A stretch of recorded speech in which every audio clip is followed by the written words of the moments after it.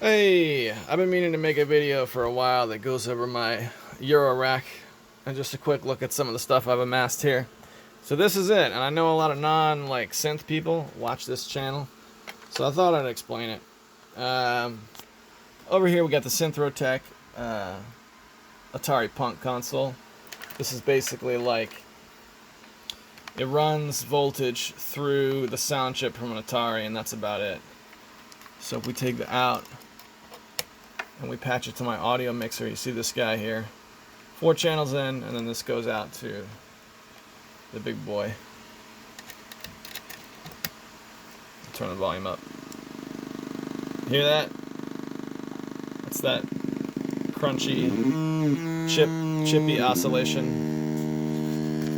I think Uki Tuki is the guy that runs like 4 of these. Just 4 of these in tandem and hooks them up to a sequencer. Yeah, but if you're not familiar with the Atari Punk console, this is like a beginner's electronics project. So this just happens to be a Eurorack mounted one. That's enough for that. Alright, and this is just like a signal splitter. This one here, a passive multi. It's my cheapest of all modules that I have. Then we come to the oscillator. Oscillators, as it turns out, are really expensive. And this one, my only complaint about this is that this particular module is super wide for what it offers. You can get a lot of different oscillators that do the same thing but take up less space. But I love the knobs. High quality knobs on the Dreadbox oscillator. So if we go to, hear that. There's a triangle.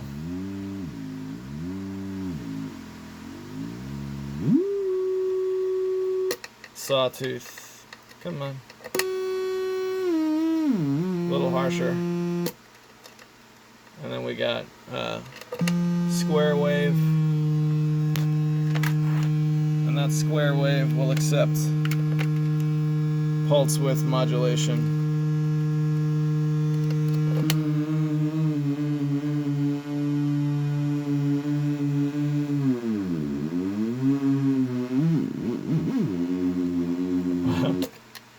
Or we can do this. I think this is kind of funny. Why are we getting nothing? That's weird. Oh, you know why?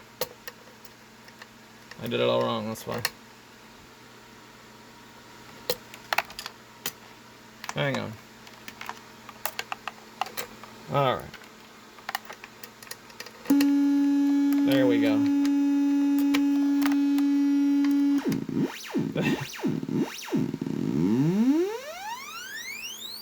Ah, it's alive! Alright. Then we got the dope for quad LFO. This guy right here. Nice oscillator for low frequency oscillators. The idea is anytime you see CV, control voltage in, that's essentially, hey, turn this knob automatically. And these are 4 oscillators you can use to turn knobs automatically. That was the best way I learned to understand what an LFO does. So for example, if you look at this standard oscillator right here where it says CV, this is where you'd hook up a keyboard so you could control the sound and make it, play. But if you you hook an LFO up to it, then it makes that crazy sound. Let's do it one more time. One more time.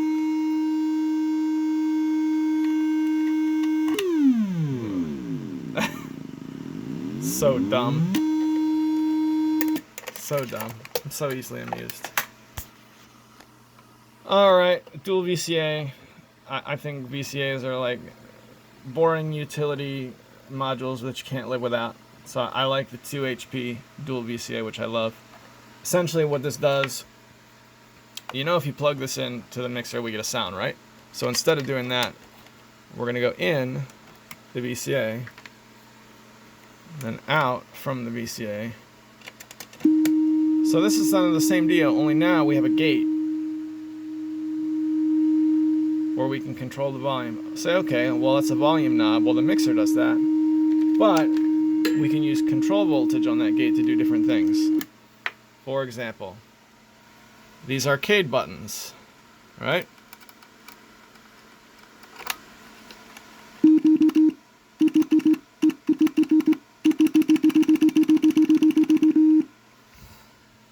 Pretty neat.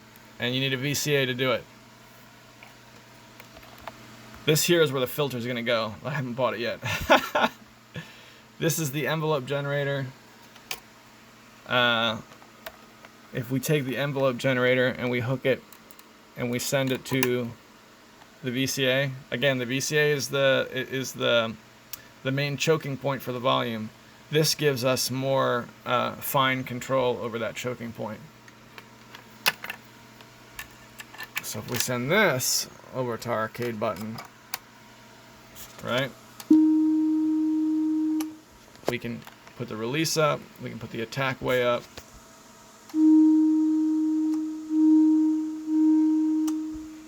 Why is it backing off like that? Is it a sustain? So if we turn these way, way up, this is what we get.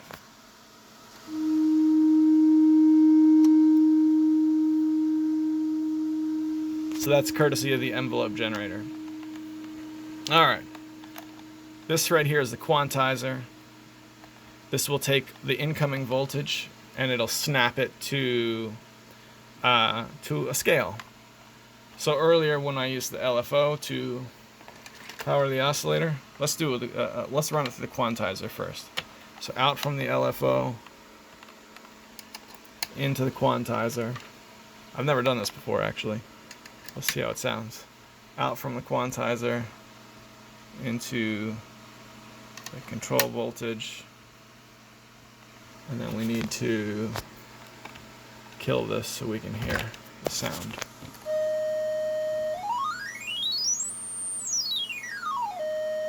So you can hear now. Actually, let's pull that out so it plays all the time. So this will still tune it. And we'll choke back on that frequency. So I got a major scale, minor scale, and then, yeah, right here. I can also use it as an octaver.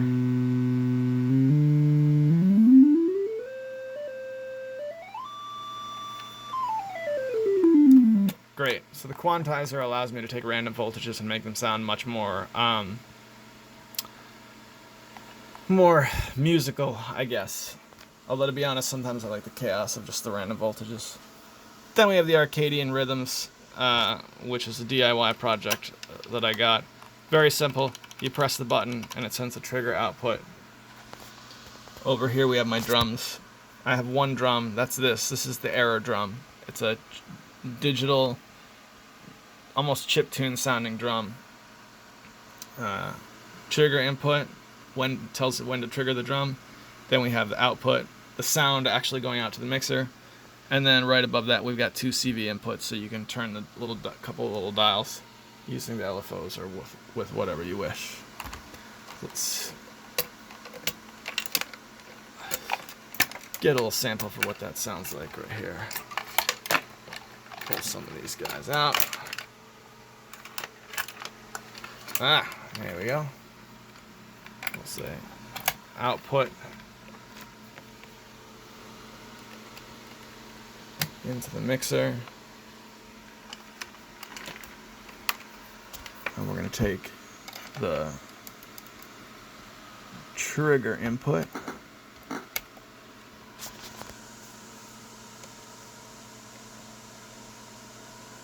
And we're going to put it into grids.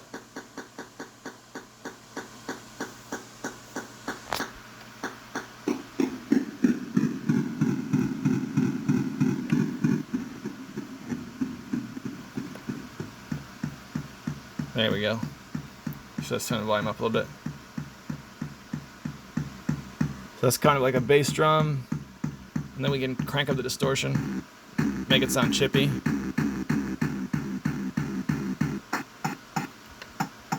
Got like a cowbell sort of thing.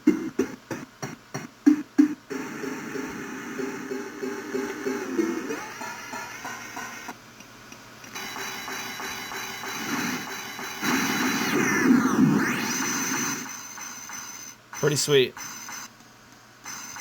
And this right here creates rhythm patterns. This is the grids module crammed into just a few spaces, right? The grids module is really big like this typically, but this is like a micro version. Oh yeah, and I skipped clouds. Yeah, this is probably the most, actually let's cut that off, the most complex of all the modules I have. It's sort of like a reverb, I guess, except it's what it actually does is it's a granular synthesizer, so it'll take the incoming sound and it'll chop it up into tiny little bits, and then you're able to manipulate those bits. So I typically use it as a reverb because it does a lot of really complex things that I'm still learning how to do.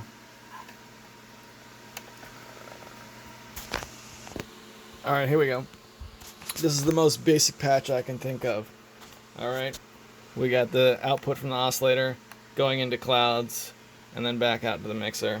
And then the CV is being controlled by this little sequencer here. So if I turn this up, you can hear it. This is without using the quantizer, so you're hearing randomly placed voltages. Okay, so we're going to engage the clouds just a wee bit.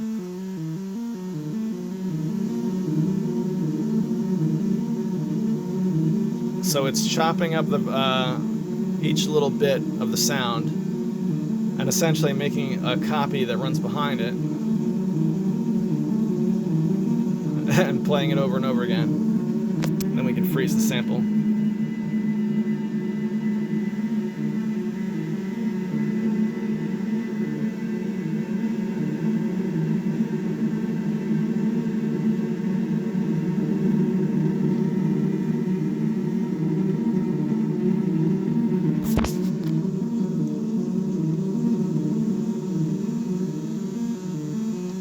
That's clouds. Alright, let's try something else. Let's take the blend. We're going to control the blend with an LFO. So it should go in and out. We'll do the same with the density.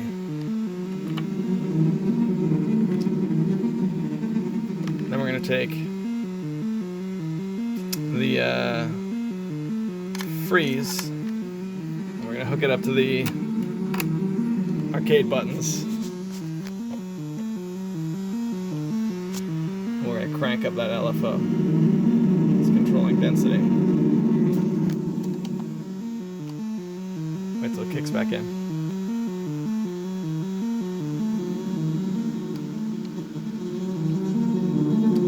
Oh wait, what did I hook it up to? I hook it up to 1. Ah! There we go. So you see when I hit that button, freeze lights up.